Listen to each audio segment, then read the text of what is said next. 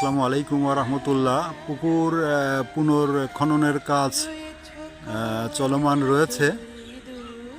আর এরা আমার পালিত না, আমার খামারে তারা বেড়াতে এসছে।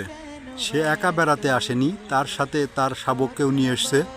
দুইজনই আমার সীমানার খুঁটির উপরে বসে বিশ্রাম করছে। এই পাশে মা বিশ্রাম করছে আর এই পাশে তার শাবক বিশ্রাম করছে। তারা প্রায় সময়ই আমার খামারে বেড়াতে আসে। বড়ই পরিতাপের বিষয়, কষ্টের বিষয়, আমার কোর্সমেটরা কেউই অদ্যাবধি, আমার এই খামারের বয়স 20 ইয়ার্স প্লাস, আমার কোনো কোর্সমেটই আজ পর্যন্ত আমার প্রজেক্টে আসেনি, তাদের সময়ও হয়নি আসার। দূরে যে সৌরবিদ্যুতের প্ল্যান্ট দেখা যাচ্ছে, এটা দিয়ে আমি পানি উত্তোলন করি ভূগর্ভের, আর এটার জন্য আমার ব্যয় হয়েছে +20 লাখ।